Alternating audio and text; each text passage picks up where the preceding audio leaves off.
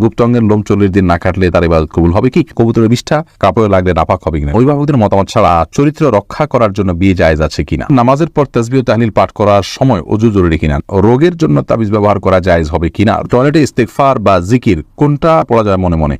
ঋতুস্রাব বন্ধ হয়েছে ভেবে সহবাস করলে পরে দেখা গেল ঋতুস্রাব বন্ধ হয়নি, এতে করণীয় কি? 60 বছর আগের কবরের উপরে বাড়ি বানানো যাবে কিনা? মেয়েদের পিরিয়ড অবস্থায় বিয়ে করা জায়েজ কি না? আমি নতুন দাড়ি রেখেছি, মুখের নিচের অংশে থুতনির নিচে কি খুর দিয়ে পরিষ্কার করা যাবে? পিরিয়ডের পর অর্থাৎ শরীর খারাপ থেকে ভালো হওয়ার পর স্বামী সহবাস কবে থেকে করতে হয়?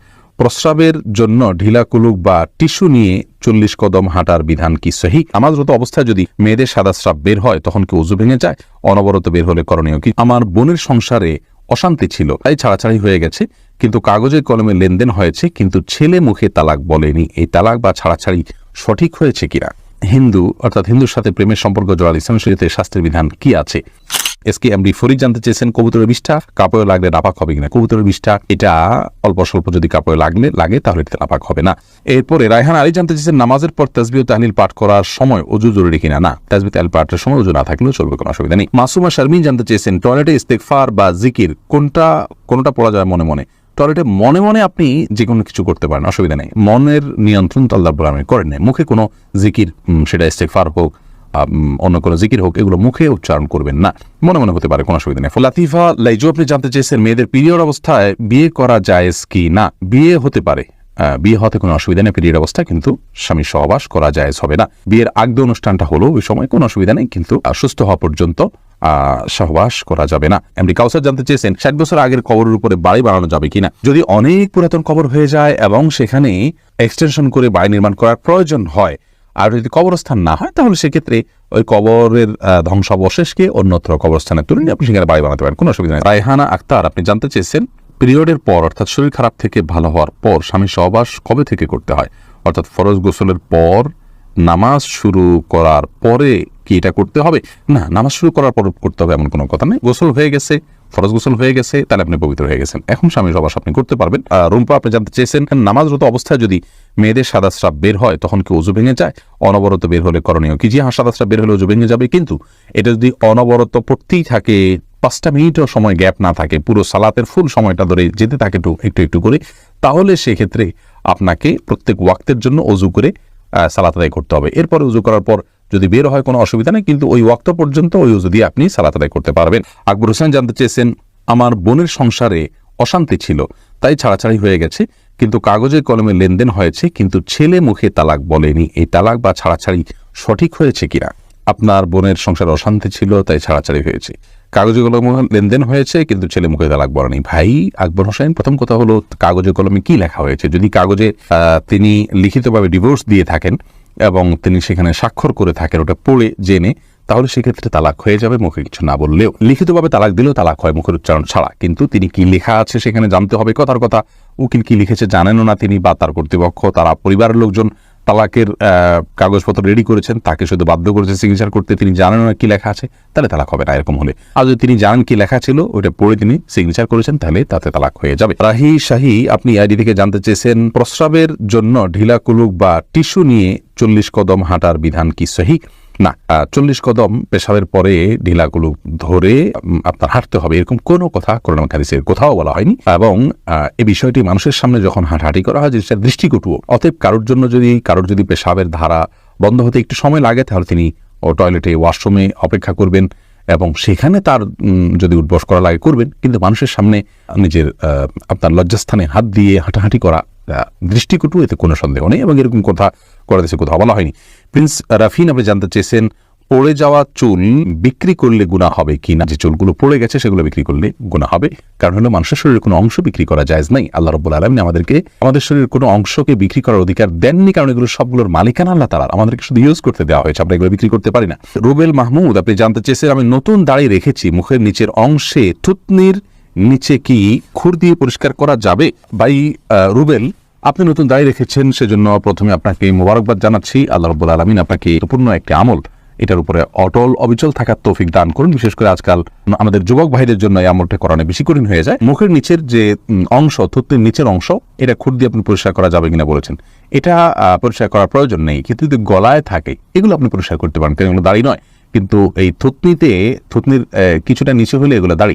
অতএব থুতনি থেকে যদি গলার দিকে চলে আসে কিছু দূর অনেকের আসে এবং এটা বিরক্তির কারণে, তাহলে এইটুকু আপনি চাচতে পারেন। কিন্তু থুতনিতে যেগুলো থাকে অর্থাৎ এই যে চোয়াল হাড্ডি, এই হাড্ডির উপরে এবং হাড্ডির উপরে নিচে ধারে কাছে যেগুলো আছে এগুলো সবগুলো দাড়ি হিসাবে বিবেচ্য, এখন এগুলো কাটবেন না।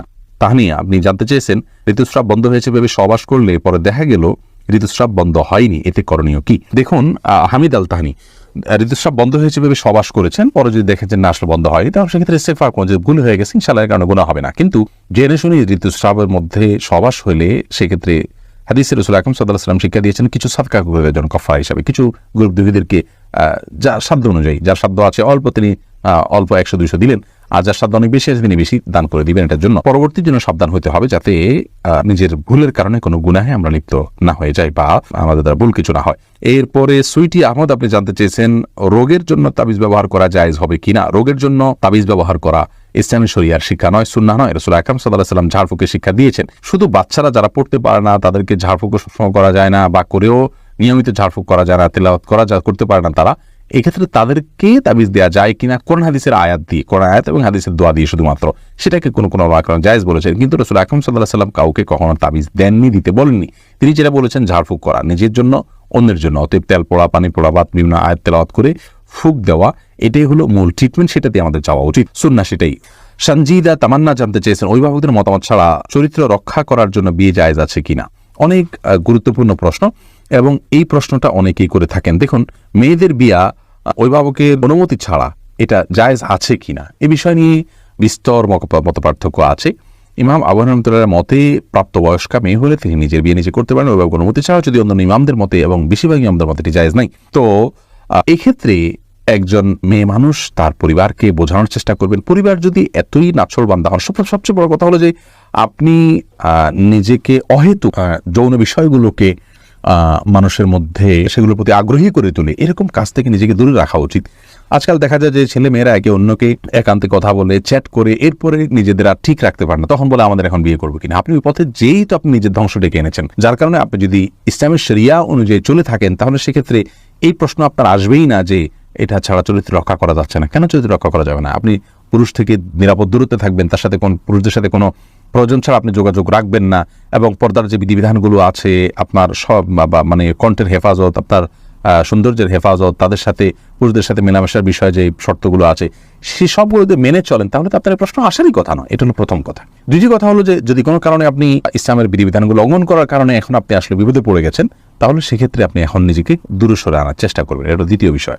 তৃতীয়ত হলো অভিভাবক সম্মতির বাইরে, তাদের মতামতের বাইরে নিজেরা মতামত নিয়ে আর নিজেদের মতামতের ভিত্তি করে খুব বেশি সংখ্যক মানুষ শান্তিতে থাকতে পারেন না, এটা হলো বাস্তবতা, এবং বিয়ে ভেঙে যায় এর হারেই বেশি। যার কারণে এই জায়গা থেকে আমরা সরার চেষ্টা করবো। হ্যাঁ, যদি কোনো অভিভাবক বয়স হয়ে গেছে তারপরও দিচ্ছেন না এবং দিনদার ছেলেকে তারা পছন্দ করেন না, তাহলে সেক্ষেত্রে তার ইসলামের শরীয়ত দৃষ্টিকোণ তার অভিভাবকত্বের অধিকারী নেই, তখন আপনার পক্ষ থেকে এলাকার ইমাম অভিভাবককে আপনার গণত্র বিয়ে দিতে পারে। কিন্তু বিষয়গুলোকে মাথায় রাখতে হবে, শুরুর ধাপেই আপনি এটি অবলম্বন করতে পারবেন না।